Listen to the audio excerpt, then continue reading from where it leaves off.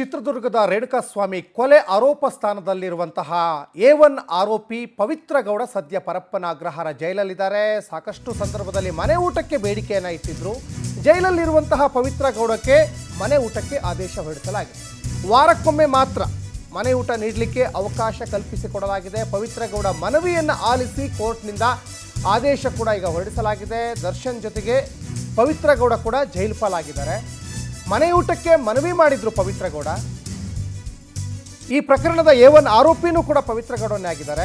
ಅನಾರೋಗ್ಯ ಸಂದರ್ಭದಲ್ಲಿ ಪರಿಗಣಿಸಲಿಕ್ಕೆ ಸೂಚನೆ ಕೊಟ್ಟಿದೆ ಕೋರ್ಟ್. ಸದ್ಯಕ್ಕೆ ವಾರಕ್ಕೊಮ್ಮೆ ಮಾತ್ರ ಮನೆ ಊಟಕ್ಕೆ ಅವಕಾಶ ಇದೆ. ಪವಿತ್ರ ಜೊತೆಗೆ ನಾಗರಾಜ್ ಲಕ್ಷ್ಮಣ್ಗೂ ಕೂಡ ಮನೆ ಊಟಕ್ಕೆ ಕೋರ್ಟ್ ಆದೇಶವನ್ನು ನೀಡಿದೆ. 57ನೇ CCH ಕೋರ್ಟ್ ನ್ಯಾಯಾಧೀಶರಿಂದ ಬಂದಿರುವಂತಹ ಆದೇಶ ಇದು.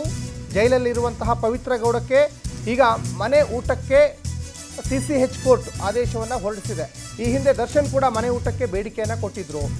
ಮತ್ತು ಕೋರ್ಟ್ ಕೂಡ ಆದೇಶ ಕೊಟ್ಟರು ಕೂಡ ಜೈಲಾಧಿಕಾರಿಗಳು ಜೈಲಿನ ಕೈಪಿಡಿಗೆ ಅನುಸಾರವಾಗಿ ನಾವು ಅದೇನಿದೆ ಜೈಲಿನ ಕೈಪಿಡಿಗೆ ಅನುಸಾರವಾಗಿ ಊಟವನ್ನು ಕೊಡ್ತೀವಿ ಅಂತ ಹೇಳಿದರು. ಅದಾದ ಮೇಲೆ ಈಗ ಪವಿತ್ರ ಗೌಡ ಸರದಿ ಇವರು ಕೂಡ ನಮಗೆ ಅಲರ್ಜಿ ಆಗ್ತಾ ಇದೆ, ಊಟ ಸೇರ್ತಾ ಇಲ್ಲ, ವಾಕರಿಕೆ ಬರ್ತಾ ಇದೆ, ಹೀಗೆ ಒಂದಿಷ್ಟು ಕಾರಣಗಳನ್ನ ಕೊಟ್ಟಿದ್ದರು. ಅದಾದ ಮೇಲೆ ಈಗ ಕೋರ್ಟು ಈಗ ಅವರಿಗೆ ಮನೆ ಊಟಕ್ಕೆ ಅವಕಾಶ ಕೊಟ್ಟಿದ್ದರೂ ಕೂಡ ಡೈಲಿ ಭೂರಿ ಭೋಜನ ಮಾಡಲಿಕ್ಕೆ ಅವಕಾಶ ಇಲ್ಲ.